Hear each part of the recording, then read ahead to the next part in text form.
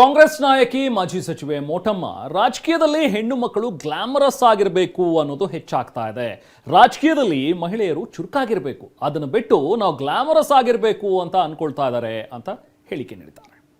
ರಾಜಕಾರಣದಲ್ಲಿ ಹೆಣ್ಮಕ್ಳು ನಾವು ಒಂಥರ ಗ್ಲಾಮರಸ್ ಆಗಿರಬೇಕು, ನಮ್ಮ ನಾಯಕರುಗಳು ನಮ್ಮನ್ನು ಗುರುತಿಸಬೇಕು, ನಮ್ಮ ನಾಯಕರಿಗೆ ನಾವು ಭಾಳ ಒಬೀಡಿಯೆಂಟ್ ಆಗಿರಬೇಕು. ಇದು ಜಾಸ್ತಿ ಆಗಿದೆ. ಇದನ್ನು ಬಿಡಬೇಕು.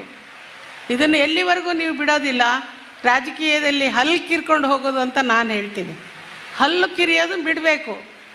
ನಾವು ನಮ್ಮ ಸುತ್ತಮುತ್ತಲಿನ ಜನರಿಗೆ ಸಹಾಯ ಮಾಡ್ತಾ ಇದ್ದರೆ, ಅಥವಾ ಓಲ್ಡ್ ಏಜ್ ಹೋಮ್ನವ್ರು ಇರ್ಬೋದು, ಅಥವಾ ಹ್ಯಾಂಡಿಕ್ಯಾಪ್ ಇರ್ಬೋದು, ಈಗ ಬಂದಿರುವ ಗ್ಯಾರಂಟಿ ಎಲ್ಲಿ 2000 ಅವರಿಗೆ ಲಿಂಕು ಮಾಡಿ ಅವ್ರಿಗೆ ಸಹಾಯ, ಇದೆಲ್ಲ ಮಾಡಿದರೆ ಹೆಣ್ಮಕ್ಳು ನಾವು ಹೇಳ್ದಂಗೆ ಕೇಳ್ತಾರೆ.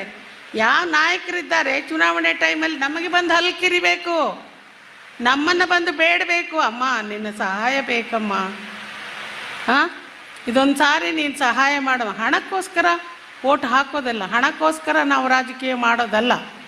ಇದನ್ನು ನಾವು ಎಲ್ಲಿವರೆಗೂ ಅರ್ಥ ಮಾಡ್ಕೊಳ್ಳೋದಿಲ್ಲ, ರಾಜಕೀಯದಲ್ಲಿ ವಿಚಾರ ಮಾಡೋದಿಲ್ಲ.